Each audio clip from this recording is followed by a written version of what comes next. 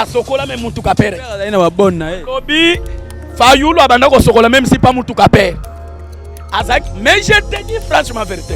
C'était à l'époque le président Félix Azobeta ba voyage. Ya poto même ba chemise à Pembo Monarawana. C'est Félix Moutapé sa Fayulu. N'hésitez pas à liker nos vidéos s'il vous plaît. N'oubliez pas de vous abonner et d'activer la cloche de notification. Bonjour Kimi à fidélité Zanabino parce que vous allez bela Rolanda. Émission na bino to benga ming to sur la politique émission ya fidélité émission au Bolanda chaque jour émission bolela bino nyoso. Bana kin bana zabra bana mikilia poto nazana des invités le ko palo la ko brosser tara masola politique ndenge zalara et metomesa na ming na le président Jérémy Lesage melelo amemel biso mupaya na ya mo alobi wana pangi ya munu ayego brosser. Bonjour président Jérémy. Oui, bonjour, ndeko journaliste. Kokutana na yo vraiment na sepeli makasi. Nazoko pesa pe balandinyon sombote meilleur vœu. Bonne année zo continuer. Na union sacrée. Makamba sikeza. Oui, makamba sikeza le moniteur lelo na zane sengo parce que tozo solo la masolo moko bien buki assemblée. Mais ensemble c'est quoi it? Ezali souci li sola ko betate. Ozongelo Jérémy Lesage. Bonjour chef. Pour se présenter puis au pesiba na potombote, au pesiba ba Orlando mbote osala bien. Bonjour, monsieur journaliste Kombo Nangezali Mboyo, Mamadou Mboyo. Napesi batonyo sotumbo to bazolandanga na émission na journal lelo.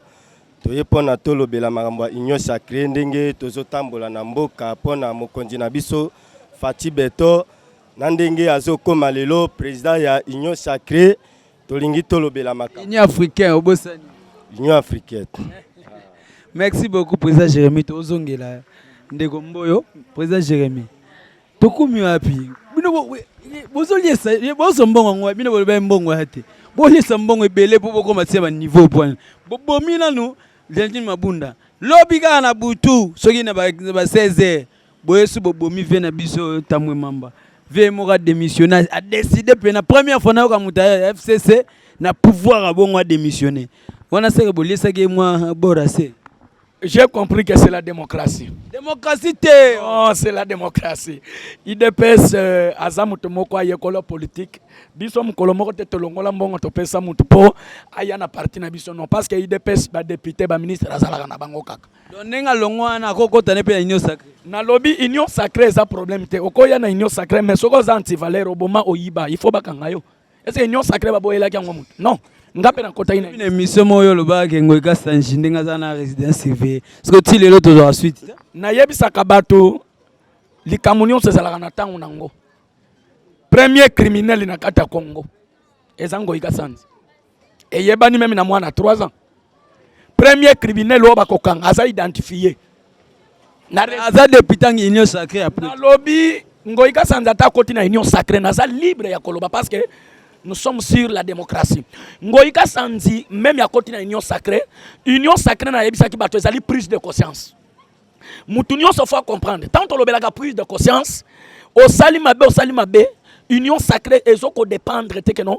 Tango ye oboma mutu, au viola que ndengo ye na union sacrée ba ko bomba yo te. Union sacrée ezali seulement pour nous servir peuple pe na vijam konzamboka.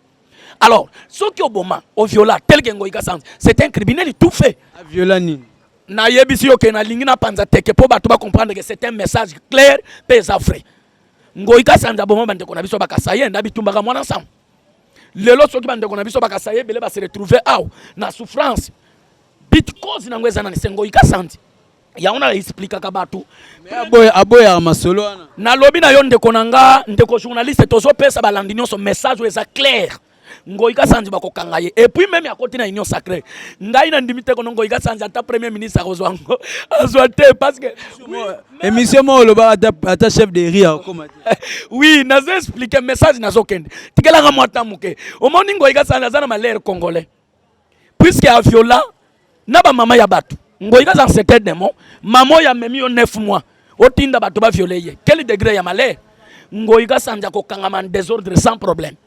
Et puis on a même à une union sacrée. À cet endroit, on a même quand le chef ya quartier Kombo la balabal. À Zangote. Et là, les autres passe, basu prise de conscience parce que babande ko servir kingakat. Mais les loba yeko comprendre que non avec le pouvoir à chef de l'État. Fati Beton. Kingakat ezali shooté. Ferme monsieur komi mpanza ferme monsieur ekepe mpanzi wana akena yekuna me ferme monsieur ezako. Est-ce que ferme wana ezalaka ya nani? Eza ba congolais. Ba ferme na ye privé chef de l'état ça ancien chef de l'état ça ba ferme na avant longwa. Ancien chef de l'état. Oyebi komema malheur na vie et komemelo ba problème ebele. Ngai na félicitaka mingi Fati Beton à côté na pouvoir au démocratiquement peuple congolais a voté sans boma sans violer. Mais batu moko ba yaka na babuti to yebi te place ba uta. Ba maman na bango ba tata na bango to yebi bango te. Soki le lobby soto soganga na Congo parce que nous sommes des Congolais. Maman na bango mama Kabila yebi. Na lobby mwana ya botama ya makankutu mama na ya yeba. Mama Sifa. Na lobby na yo. Mama Sifa, oui mama Sifa. Na zolo ba clair. Mwana botama même Laurent Désiré Kabila na mama Sifa. Ndeko journaliste. Kokima de question te. Na okima te. Lobby clairement monsieur Kabila. Mama na ya yebanite. Maman ne mama Sifa. Lobby ayana babuchi. Même quartier to yeza général ayana babuchi. Azaka général. Ayana babuchi. École ni natangaki. Na Chine akenda na Chine. Akenda otanga na Chine. Na zotu na école ni. Na Chine. À l'époque Kabila c'était qui? Azali pouvoir to ndo benga général major Joseph Kabila. Yebi solo. Est-ce que ngana yebi Kabila? Kabila fils wa. Lobby na yebi chef de l'état ancien. Na yebi Kabila. Nana pesa yi akabola yi pouvoir atiki pouvoir pas Félix na. Journaliste pesa ngata na expliquer loko. Kabila ayaka na babuchi na regrette parce que c'était à l'époque pouvoir des agina maboko ba dictateur babomaki ba congolais ba tuer musée ba tilisaki Kabila. Donc on a expliqué message. Ndeba yeko bomo musée Kabila yeko kota na pouvoir na babushi. Muto ya tangate niveau na ye banda tia komi na âge wana atikalo kota classe te. Solo C'était oui. Pour mon que on va discours ba ndosa na français. Est-ce que Kabila milongoli na pouvoir pendant 18 ans? Ndenge ba discours chef de l'état Fati Beton azobeta Kabila betango. Babi chef de l'état ça discours moko. Dépa banda ça ba discours à loenge. Premier discours na ye et un jour aloba ke union so ni FCC na cache kufi. Na démarche changea. Et si la pela ba comprendre que wana des discours wana toi ça la gambré. Est-ce que lelo FCC bazana message ni ba ko lancer na peuple congolais? Bango mbati basali mino boulevard Lumumba bona ngo journaliste na yebsa ka batu FCC PPRD ba vandi 18 ans na pouvoir. Message ni bako lancer na ba congolais. Tala lelo richesse kimbuta na Kabila batikeli biso. Crime kuluna biso to yebaka ngote. À l'époque nous sommes des enfants dans ce pays. Mais to yoko comprendre na capitale kulune utawap. C'était à l'époque de monsieur Kabila qui a mené cette kuluna na mboko. Kabila Dede nani amemela biso richesse ya fulu na mboko. C'est monsieur Kimbuta. Oyo richesse lelo bato a PPRD zwa Shadar Kimbuta. Kabila ngobila mbaka batangela biso ngobila yega sikoyo ndeko toza clairement nous sommes des Congolais. Ngobila sikoyo tendeko bina yo ngobila kutu frendo ki oya boma batu na yumbi mais on est mama yumbi na Congo na Kinshasa yega sikoyo nazana crime ko na solo baboko bangi sanga tekeba ngobila na yebisa ki yo okosambwa oza pouvoir da peuple congolais okolongoli banda oyabi nyo sacré ebeti bango fimbenta wantia ben bima yokel wa musonga okenda na Kongo bango bayoka ate ngobila yake mutabandunushi ya solo mais Kinshasa la que kino bani kinoa abotoma ngobila yake vanda kinoa kana yame vanda kinoa yame za babongolo abotoma na bandal yo kana yebisa yo avana bandal mona bandal o journaliste ngobila soki za kinoa wakasafu ba pamba yebi angote victoire maiti na makolo bona na bongisa oyabi parmi batu bazomema malheur na mboko oyo ngobila numéro 1 tala mimfidia bankusu to benga na Kikongo mimfidia bankusu partout ki sasa mobimba place tozo sale mishwao ozomona tozo kanga zolo polo nini est-ce que ngobila la kisabiso 2 ans o bango ba fongola ki gouvernement ya Kingakat na ensemble Kingakat te coalition FCC kasho comme na lobby ezala ki accident politique ezala ki ya Kingakat accident te bino bo gagner présidence bo gagner assemblée nationale le président de la République c'est un garant de la nation ayeba ki ke bato FCC to sali na bango coalition basa ba traître ndomoni chef de l'état ayebisa ki bango Kabila c'est mon partenaire est-ce que partenaire ba bengana kaye soit ba combattant fort biso to bundisa Kabila pendant 32 ans yo suis pouvoir et puis souka aussi pouvoir hôtel merci mi micro Kabila c'est un partenaire et si ka bato ba mwana bato ba lobana c'est ma chère ezali ma chère politique biso toza batu ya politique à l'écolo. Cela na yebiso lokomoko. Quand le président de la République a lobby que Kabila sali partenaire, et sali histoire, le corbeau et le renard. Biso tout est biso là écrit histoire le corbeau et le renard. Oh, abeta ki boru wana pour comprendre. Chef de l'état yoko bakisa boko moko on va déboulonner système. Or tant to tanga na classe, ba déboulonner ka système te ba déboulonner ka élément. Oui, que bon wana ba c'est longo réunion. Mais il y a le biso je vais déboulonner. Yoka. Chef de l'état zongeli suma loba lobi, je vais déboulonner système. Na bombi eloko wana. Or ba déboulonner ka système te mais ba déboulonner ka belema o ezana kata système. Nani elema ngo se Kabila na batu na ye. Siko to déboulonner bango ndeni. Landanga bien pesa ngata. To ye ko déboulonner Kabila na batu na ye na union sacrée pour les nations. To ye bisi bango po ba mona ke non. Bo sala ki 18 ans et ça le porter peuple congolais de l'autre côté. Bo ye ko kota na coalition ya muyibi ya malfaiteur, ya bantifalaire 200 et subiso 20 ans. Or, peuple congolais sont comme chef de l'État suit acte. Alors, non, ce qui n'a talibo ngai, peuple kotunanga, parce qu'il y a un accord. Oh, yo chef de l'État signé na peuple congolais. Oui, yo kana yebisa yo. Tango yo kaka IDP sa pronaka, le peuple d'abord et ça si l'ogante.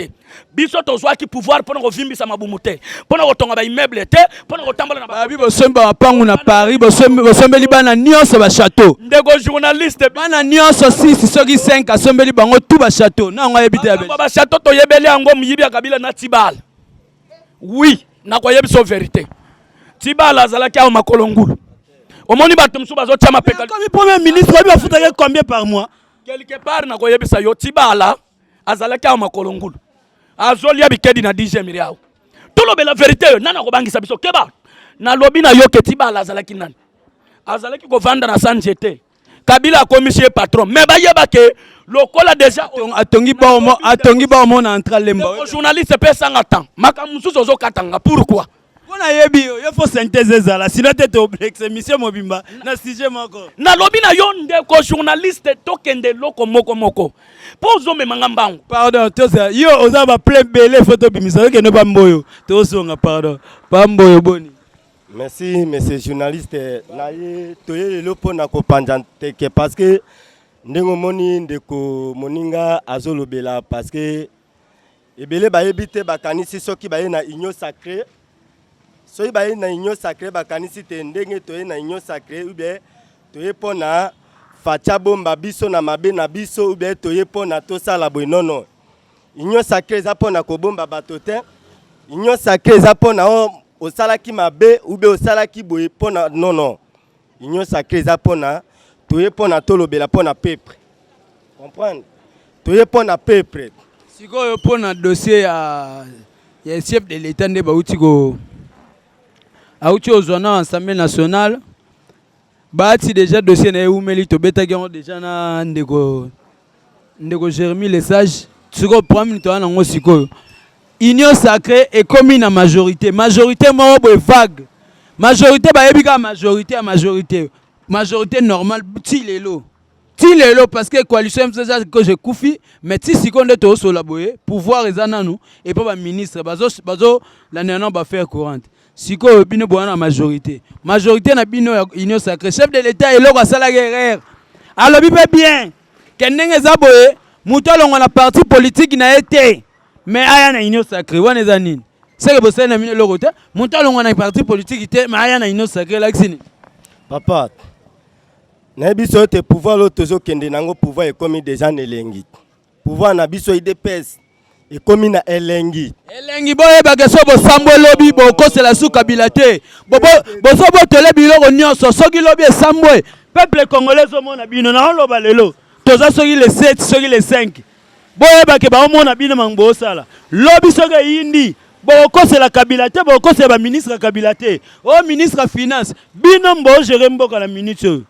yebisanga est-ce Kabila tanga yaka na babota yaka na eloko yaka na eloko te makoma patron est-ce Kabilo tozo tanga o Kabila est zambo kana et bon abota ma ba mo ka Congo non Kabilo zambo kana et mboka banani Kabila autaka Rwanda c'était rwandais bwana ba preuve Kabila za rwandais bwana ba preuve na yebiso monsieur journaliste Kabila za rwandais Bola que ba vidéo Kabila. Emonanaka vidéo zoluka vidéo wapo zoluka vidéo wapi Kabila c'est rwandais.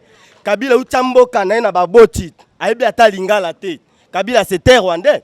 C'est mutalobi lingala te pendant 18 ans ngola que aibi lingala te. Omoni moto aza congolais. Oya aza vraiment congolais yo kaka congolais. Akoyeba lingala. Ya aibi lingala te. Aibi lingala te. Ata mukolo moko te. Lelo Kabila eko donjwa na Congo na biswa. Alexis Tamumwamba démissionné, siko bozi solution. Oui. Bon omoni Tamumwamba toyebisa ki ye. Ndeko nanga beta ki ayebisa ki ye avant ya lobaki te Tamumwamba. Yo okoko misata tongo te. Topesi yo 48 heures oko démissionner moko. A démissionner parce qu'à Moni que soit démissionner ta yo ka soni yango démissionner. Oui, il faut démissionner. Il faut démissionner. Mais aya démissionner bozi badi banga botu botiki alongwe. Pas à député soki mais nani sénateur ino sacré. Nani. Badi banga obi ete badi banga Massa Félix baba Massa né depuis poto. Omoni biso tozozwa bato bazana ba dossier minene. O baboma, o basala crime, o babotola, o ba. Mais badi banga pas aki premier ministre na mboko soka boma yo za après. Te. Omoni badi banga asala eloko moko te asala crime te. Azana saint. Mais qui m'a bino ba sey moi comme premier ministre à la fois bozong c'est. Oui, ba ezambo kana biso ezambo kana e. Oui. Papa Jérémy le sage to zongeli papa mboyo zea muke. To zenga ndeko Jérémy le sage. Yebisanga union sacrée. Union sacrée to komyo api balobi badi banga. Yem to linga retrait poste wana atika la présence ya Sénat na mikolo oya. Omone onde. Est-ce que bato bazo rêver to bazo comprendre politique ya Fati Béton? Mais politique mabe azolié ça po ya zala bien. Oye, nazo songela. Les mêmes politiques to lobele pendant 18 ans ya continuer tilelo. Ndeko journaliste pesanga moi tamu kena expliquer peuple congolais à comprendre. Ni côté ni tozo kende. Tozalaki na gouvernement ya ba miyipi. Oyo babenga ki ba docteur en droit mais ba yebi ko gérer mboka te. Ba gérer mboka pendant 18 ans. Politique ya liboso ezana papa Ilunga Ilukamba.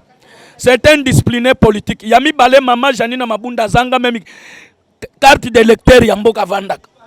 Oui, Zelena expliqué. Na lobby na yo Zelena expliqué yo. Un papa Ilunga c'était un discipliné politique cause ezanine. Tant to sali coalition pour te servir le peuple congolais. Ezalaki coalition te ya intérêt ya ba poche ya bango. Bango ba yaki ko rêver. Ba sali 18 ans na pouvoir. Tala mutema malamu ya Félix. Un homme oya raisonnaka, un homme sage, alobina bango bande konanga, na lingite peuple alela anyokama, to sangana to sala pona mboka. Un grand politicien. A to sangani, biso to kanisa ki ke bande kondenga bandimi to kena na coalition, to sala ki capable nde to zwa ki pouvoir, ya ko benga na Kabila na batune na Ilunga libanda ya mboka. To sala ki na pouvoir wana. Na bia zela na nuzela. Ogomo ke mabe. Bobenga na batubi ba Congolais lokola bino bobenga na ba okena mboka ni. Ndeko journaliste soki Mobutu ayoka na parce que zanga Mobutu aza viva. Ndeti Kabila soki ba bengane na mboka oyo. Akoyoka na lisu na ndenga nini? Mais oui, zela. Ah soki musée pe ayoka naka parce que Kabila aza vivant. Bongo tu papa na musée. Oyebi Kabila aza mwana moko ya malere. Parce que jusqu'aujourd'hui ngala yeba tata na yete. Tata na komona Laurent Désiré Kabila. Maman na komona mama Sifa. Na lobaka na bato pe perdre ceux qui ba comprendre que baza ba congolais. Il faut ba yeba kezali grâce à Kondo Etienne Tshisekedi wa Mulumba. Parce que aujourd'hui tant Mobutu yaki na mboko atiaki dictateur, bato ebele ba yeba na te. Mais un seul politicien oya combattre ba dictateur na mboko pour démocratie kota peuple congolais soit kimia ezali Etienne Tshisekedi wa Mulumba. Parce que lelo toye ko soit grand politicien.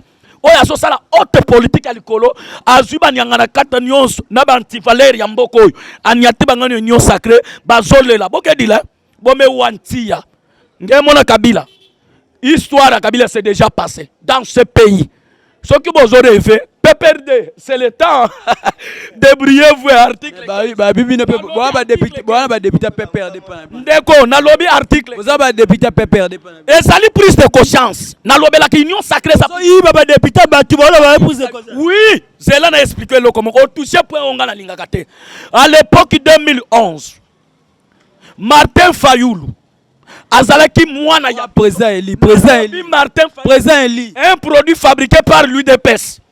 C'est Martin Fayoulou. Mutoto sala na UDPS.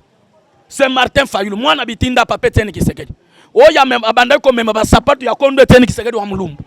Politique. Mwana bitinda politique. Wala toyokana. Mwana mututo ayebi azali na sima pe ya père. Abanda ko kombola même si pas le pango à père. Oui, oui, ce n'est pas la politique, je te dis. A sokola même mutuka père. Père azali na ba bonne na e. Lobi Fayoulou abanda ko sokola même si pas mutuka père. Mais je te dis franchement la vérité. C'était à l'époque le président Félix Azobeta ba voyage. Il y a poto même pas chemise à Pembo Monarawana. C'est Félix Moutapé sa Fayoulou. Ah! Bon, j'ai remis les sages. Tomo qui est nabiso na souka. Obando loba que papa Martin Fayoulou a étranger. A même la biso dictature, a même la biso mambobile. Est-ce que c'est solo? Oui, Ezaya solo na précise kabatu bosa bande. Martin Fayoulou yake vendant pangi na beto bandundofe, c'est un traître. Martin Fayoulou ya kuisana Congo ya foba congolais. Samnanki. Jour a beau publier ka chef de l'état. Na ki kwiti, Martin Fayoulou me lance un message, ben foba luba bikanyoka. Yo ina eske un vrai congolais, ya va tout bo foba pangi na beto bakasaye, bo bikanyoka. Eske mutu ampidine yake congolais, qu'elle fait. Tala mena Kabila. Pendant reni na ye 18 ans. Abomi ba congolais. Et moi j'ai compris que Kabila c'est un étranger comme Martin Fayoulou. Parce que Martin Fayoulou, la personne en question, à lobby, il faut chef de l'État à séparer na Kabila. Mais tant que chef de l'État séparé na Kabila, le président de la République a violé la Constitution, c'est Martin Fayoulou. Or, Ponanga, j'ai compris que Martin Fayoulou a toujours camarade ya Kabila. Ndo moni lelo Kabila zana katanga na mboka ya Lubumbashi, mais Martin Fayoulou azoke na kengela kingakati. J'ai compris que bazaba ndeko Martin Fayoulou asa Sénégal un patron que kengela kingakati. Ngana yoko sala agence lutte contre le tribalisme. Na lobaka boye mutu nyonso ya boma congolais. Alingaka te ba congolais to sala uni. Ndena créer agence wana, on va identifier tous les congolais. Place ko mona ke be étranger nyonso, ba ko luka même banzela ba ko bimela. Mais ko kende na bango fa ba ko kende. J'ai compris que ba ko kota na no makala. Pe ba ko subir conséquences parce que ba saba pierre ya mboko yo, parce que ba sali ba victime, o ba bomba ba congolais, parce que ba sali bato ba commettra crime contre l'humanité. Nazo senga même na communauté internationale. Plus vite d'arrêter M. Kabila parce que cet pays si aujourd'hui to comme la souffrance ya boy cause ya M. Kabila, cause ya M. Kimbuta, cause Chadar, pourquoi tous ces gens là ba yavi ko connecter na ba étranger pour être biso to kufa parce que Kabila azalaki étranger le loba ndeko na biso na est na Beni soit Beni Bukavu Miniembo bamboka nyonso ya est mobimba soki omoni province ya est bandeko na biso ba congolais baso kufa qui est le promoteur de tout massacre ezali c'est M. Kabila na Ruberwa. Et aujourd'hui j'ai compris que communauté internationale nazoko belela bango mbela à chaque fois il faut arrêter tous les antivaleurs au babomba peuple congolais et puis j'assume ma parole il faut arrêter M. Kabila tango bakokanga Kabila na lié na ye bakaleso na ye nyonso tout ce qui est sa 20 akokende nango na prison nazolobela kaleso na lati na nzoto te nolobele kiri nyonso o l'état na pouvoir à l'époque ya 18 ans ya Kabila na reni na ye na ba force commune Rosimu Kendi akufa c'est mon camarade na Lemba akufa sans toutefois bato bayeba camarade nanga dino fait na kati ya université ba militaire ba kota ba beta masasa en désordre na campus na yebi angote qui est le promoteur de cette crime ezali bato nyonso o baleka na régime ya liboso yakala yango nazo senga na mukonza mboka na justice ya mboka le procureur général ya république ba juge ya république il faut Félix na lobby ba juge ya république Félix il faut interpeller tous les régimes de Kabila. Il faut interpeller tous les régimes passés. yango bo changer ba juge pour kanga bato na lobby ba juge ya république bo kanga ki bo changer ba juge pour kanga bato général ya parquet quatrième iri changer bango nyonso pour kanga interpeller. Deuxième message nanga nazo adresser na monsieur général Kasongo kuluna ekomi makasi na kisensu zonga mukende ko général Kasongo tozali wana pona ko lutter pona bantivalere na mboka mais yo su musolo ba que général Kasongo a ko ga soutenir bumoleki munene na lobby na yo nazo expliquer peuple congolais ba yeba ke na pouvoir ya fati tozali soutenir no oya ko lakisa biso démarche pouvoir ya fati ye moko aloba ki kisalu me banda donc biso nyonso c'est que ça y est mon président azana droit ko kombo la terrasse parce que alobaki ki salume banda eloko sepikisanga yoka mukonza mboka un vrai congolais abike no ki salume banda babiloko wana kamere mutabandola kisaye abeti ki Congo biloko wana za kamere ya ko karate abeti ki Congo abeti ki Swahili abeti Chiluba abeti na kilingala wana biloko ya kamere mutakotse ba plan wana ye mo akokate kamera azana malere politique kamere pe balobi za nesu na cachoté akoma na résidence surveillée ndeko journaliste la lingate ko manquer kamere parce que na yam da personne le pouvoir les grands coachs non les grands coachs coach ya Kabila coach à Félix coach ya Kabila coach à Félix lobby coach ya Kabila parce que muto la kisi bango diplomatie na Congo na politique majeure eza Fati Beton ndeko je message to so ngana ba mboyo cité puis vous pesi ba mbote ba numéro ndenge zala kaka to continuer ma na biso et puis to continuer mission semaine prochaine baba mboyo lelo président na biso Félix bazui azui nini monsieur président Union africain quelques mots au pesi batupeo bazolanda mbote bongo to zanga pas Jérémy Lesage au pesi mono à la fin et puis au lobeli programme président Nengazo bima président Union africain lelo elo na olinga na ebisa ba peuple congolais bazala kimia parce que lelo tozui pouvoir ya biso efandi na kimia ndenge pe bozoyo kalelo président na biso Fati Beton umela Fati Beton umela ozaneti Jésus tozalaki na boumbu lelo yepo sikola biso na pasi oyo donc tozala kimia bozela kimia tozobimisa gouvernement kala mingi te tozozela chef na biso chef de l'état Fati Beton koya na ye bozomona ka mingi te premier ministre est-ce na gouvernement na pe premier ministre akoza muta FCC mais c'est journaliste na yo est ba question ozo tuna wana moto FCC azonga za la premier ministre pour président assemblée nationale za muta FCC na yo président assemblée nationale muta FCC président Mboso aza muta FCC boche kaka mais c'est journaliste nazo tuna motuna oyo est-ce yo komona vraiment moto FCC azonga isusu na pouvoir oyo mais aza muta FCC président Mboso boche premier ministre pe boche c'est na moment baati muta FCC nani informateur na bino muta FCC boye bondome boche nani Mboso aza la candidat ya nani ya président assemblée nationale contre union sacrée muta FCC yo ngo tshani ngo za muta FCC za du pouvoir jamais Kabuni muta FCC muta cash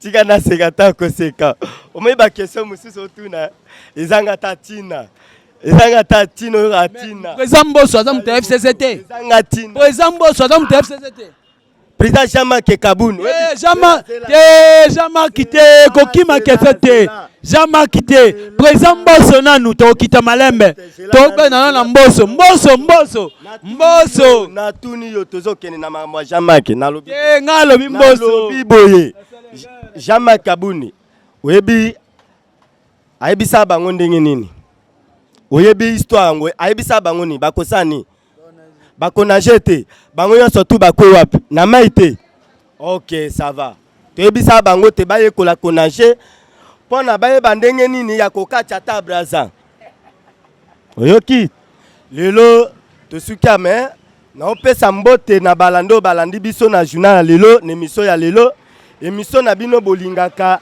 émission na bino ya politique oyele kaka lelo yango monite bato nyonso to balandi biso na politique ya lelo bino nyonso tu na pesi bino mbote na journal lelo donc boleke belé na pesi Jean-Marc Kabuni mbote na pesi ozomwe loko so Fati Beton ozomwe loko ba Jean-Marc mais il faut nazwa parce que papa mwana nyonso tu alekaka na sa papa na ye on comprendre merci beaucoup Jérémy Lesage le président balobi muta brosara yongo kasanja olukisa nzambe obetekeka ba plan mais tokomi na suka pesa bandeko nyonso balando na poto pesa bango numéro nde ezala kaka bongo Atikalaka soba me mutamayela atikalaka mutamayela na kosuka bongo te il faut annoncer message moko. Ndeko journaliste ko kwesa nga bongo te parce que ngala lingaka te bendele kwei. Pourquoi Fatia tikala te akotikala te président ni africain deuxième pouvoir. Ndo moni ba Rwanda batiki zamba. Balobi to kokoka lisu makambo te. Et j'ai compris que Ndeko Mbosso azana muta PPRD. Loin de là.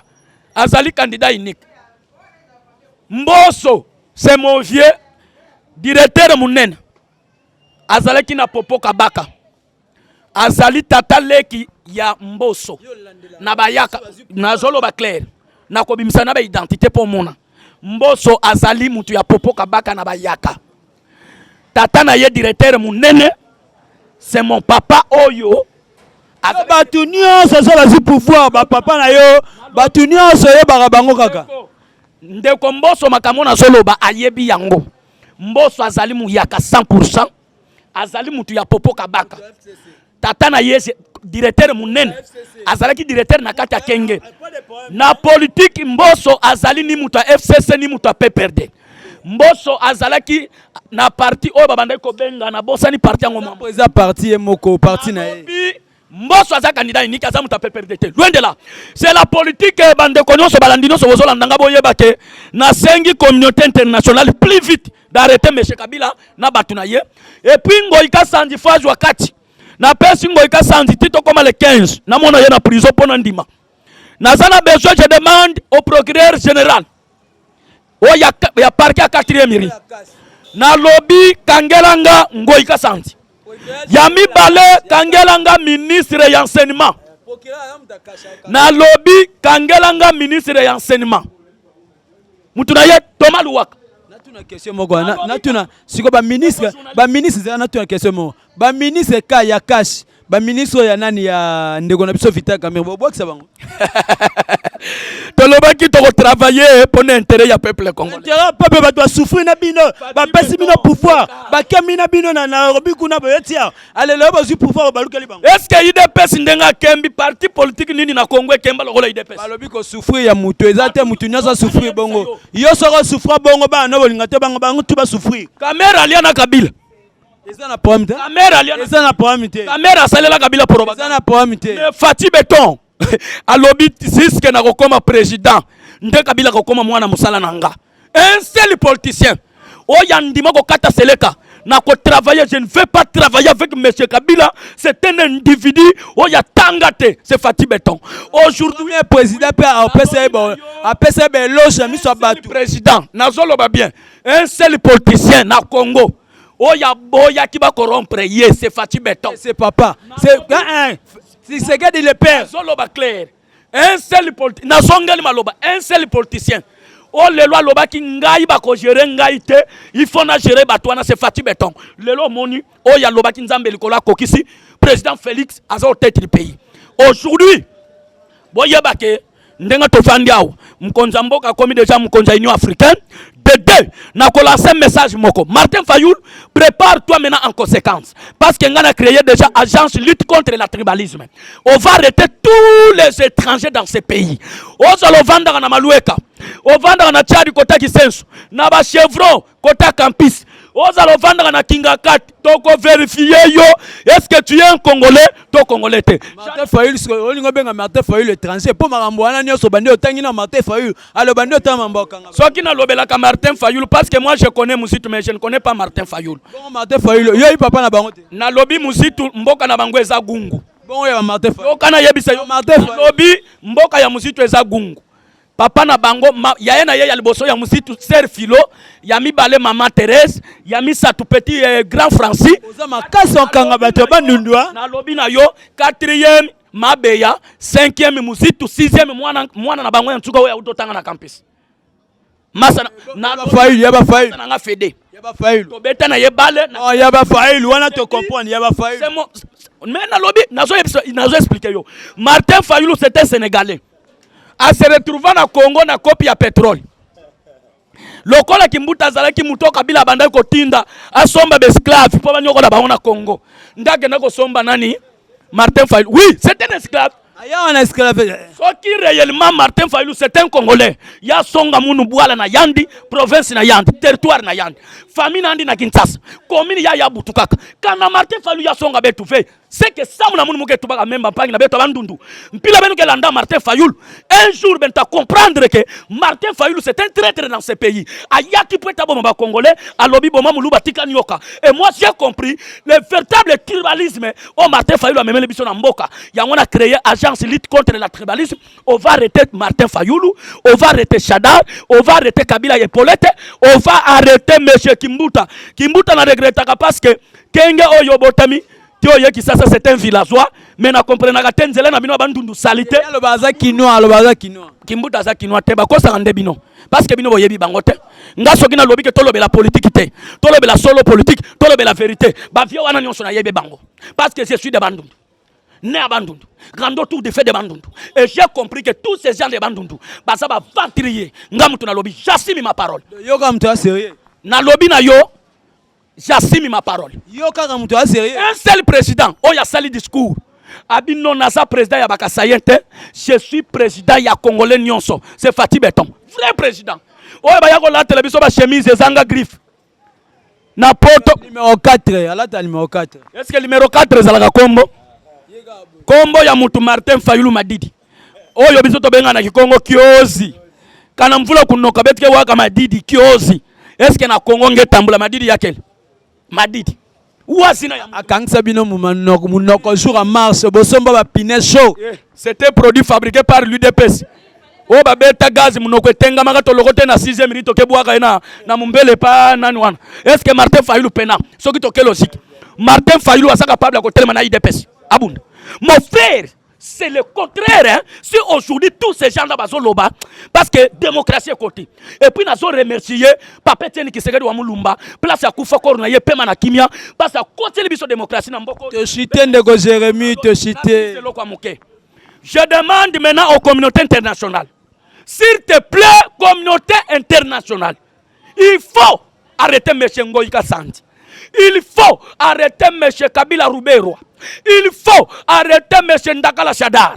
Il faut arrêter M. Kimbuta. Ngobila Mbaka. Kimbuta Kimade Azasuna Kinte. Kimbuta Kimakala. Na lobby message à Souke Zali. Ape sénateur, ape sénateur. Na lobby message nanga Souke Zaboy. M. Ngobila, tika ba vanter. Parmi banti valero bazoko déranger pouvoir de chef de l'État Ngobila Ozenkli. Ngobila soki olingo sala musala na mboko oyo. Zonga mukena bongolo tala maltina makolo. Salite bankusu tina bandako bato bazoko kolia tengobila. Yo kangela gibiso zandu na confinement. To pensa ki ke misale zo salama. To zonga na zandu bo totala na kati diambe botami, tomate botami, ndembe botami na kati nanguba ya mbesu. Sikoyo ngobila lelo lisusu. Okangeli lisusu zandu zandoki. Tura buki asa musala abongisa. Abongisa musala. Ngobila keba. FCC Keba. FCC Keba. To yebike ngobila ko Jérémy les sages TV Angonga, TV Zangonga. Pardon, yebike ba plan ezebele mais TV Zangonga.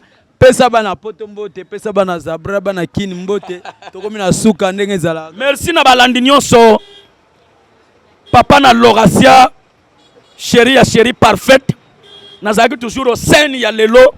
Nazo saluer toujours na Château Fort na kata Belgique et pas ba vie na London.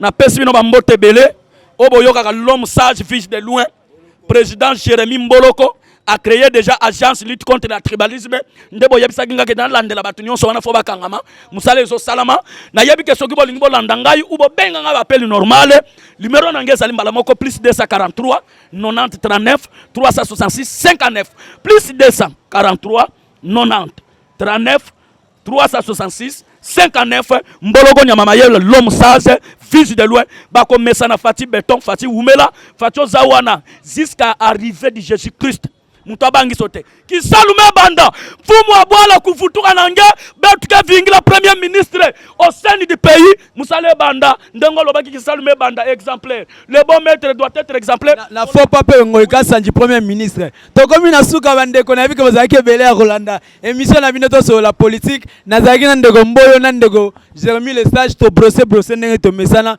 to kutani semaine prochaine ndenge to zalara pour na continuer musala ciao. N'hésitez pas à liker nos vidéos s'il vous plaît. N'oubliez pas de vous abonner et d'activer la cloche de notification.